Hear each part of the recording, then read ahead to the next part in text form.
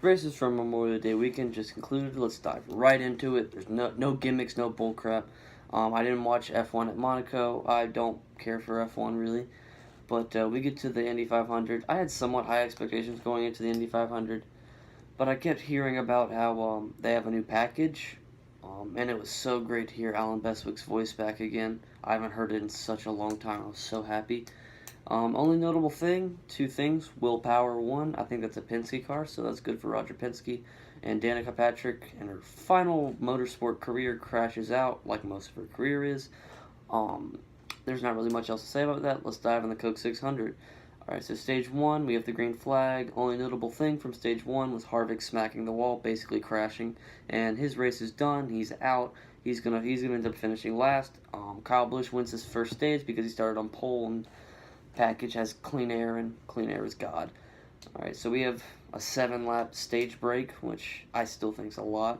Stage 2 happens. The only significant thing from stage 2 was I think William Byron had a crash, and there was also a wreck involving the 22 and the 48, but neither of them had significant damage. They were able to keep racing, and Kyle Busch won stage 2. And then we have pit stops between stage 2 and stage 3. Martin Truex Jr. has a penalty for, I don't know if it was too fast entering or too fast exiting. Still, it's a penalty.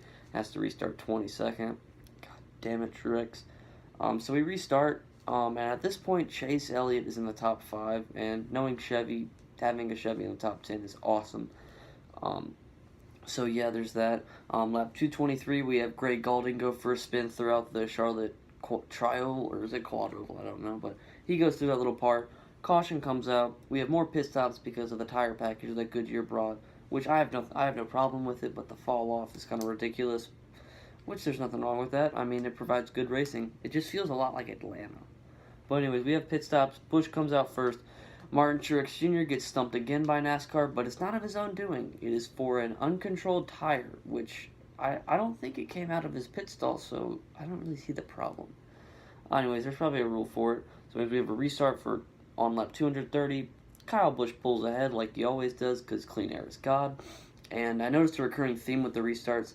The third place driver would be side by side with the second place driver throughout turn 1, and for some reason they'd be on the high sides and they'd get the exit out of turn 2.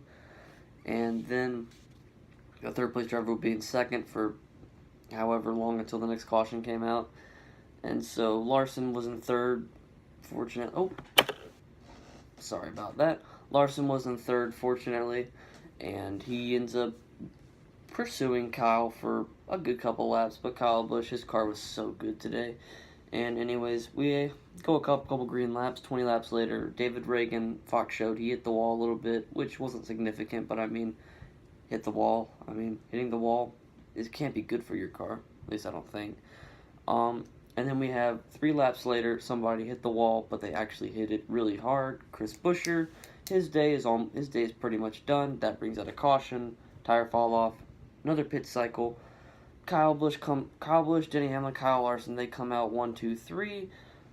There were no penalties, surprisingly.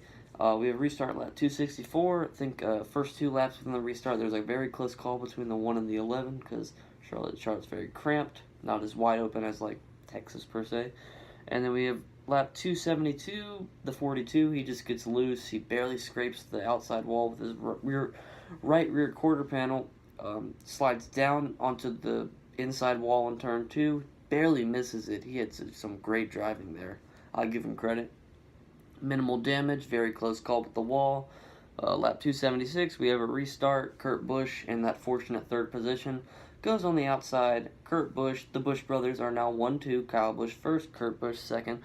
2 laps later, one of the Penske guys, Ryan Blaney, is on fire, is now Ghost Rider, which was a very scary crash for us, but I don't know if it was very scary for Ryan Blaney. But that sucks for him. I really like Ryan Blaney because he's a young guy and he's also somewhat of an underdog. He's in good equipment.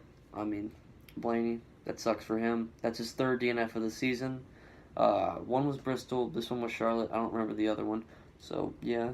So, we have a restart on lap 285. This time in that fortunate position is Eric Jones. Eric Jones climbs from 3rd to 2nd throughout the exit of turn 2.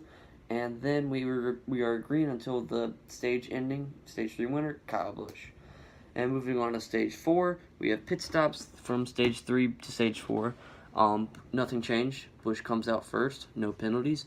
A couple laps later, the Chris Buescher has engine troubles on pit road, and since it's on pit road, they don't really throw the caution. Lap 307, we have a restart. Number 18. We all know what number 18 is. Kyle Busch still in the lead, can't really do anything. Lap 313.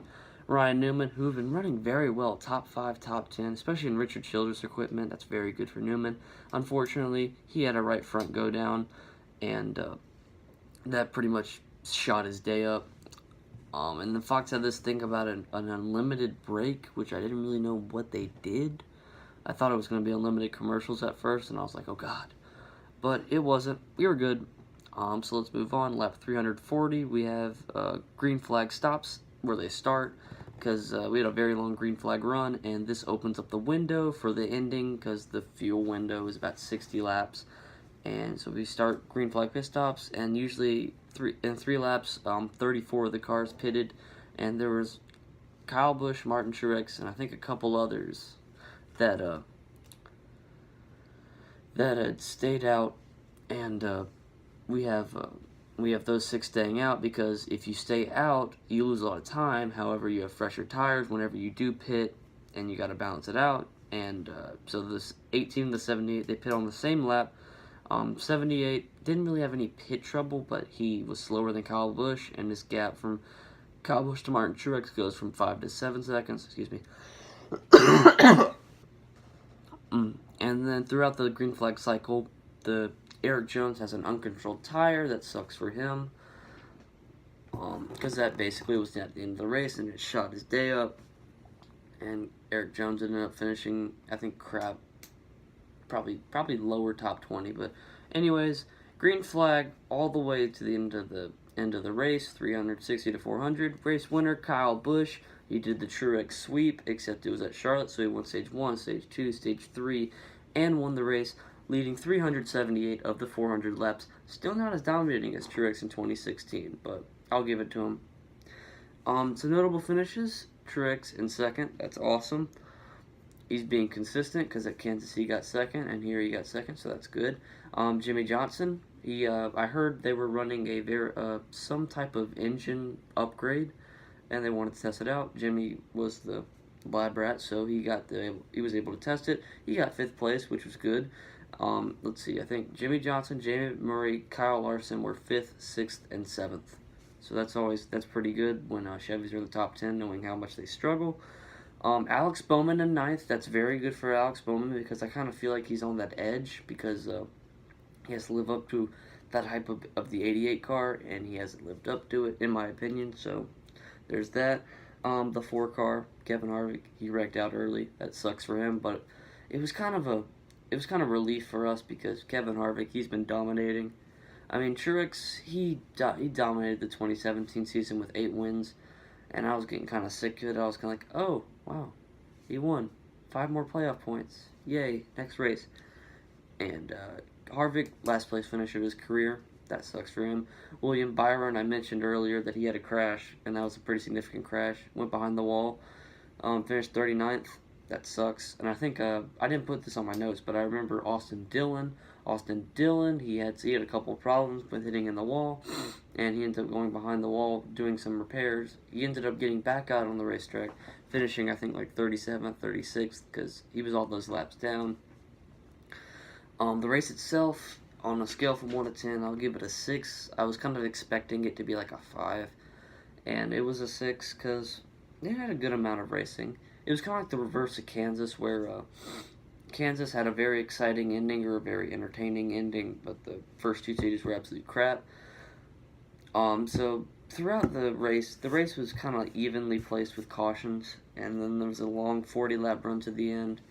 Kyle Busch ends up winning by 4 seconds over Truex, which is funny because Truex had an 8-second lead coming out of the final green flag pit stops, and he was able to cut it down to 4. He was faster than Kyle Busch. If he had, I don't know how many laps it would have taken for him to catch him, but he could have caught him if you gave him the right amount of laps. But race itself, 6 out of 10, Indy 500, 4 out of 10. That's basically it. Let's see what's the next race. Pocono. I don't really have a prediction, but I know a couple people that are gonna do good. Ryan Blaney. Heard Paul Menard will be really good. So there's that. That's basically it. Race itself was a meh. It was above an eh. So there's that. Comment down below what you think. If you're new to the channel, I would recommend you subscribe. I'll be posting race reviews every week. This is Tyler Johnson. Peace out.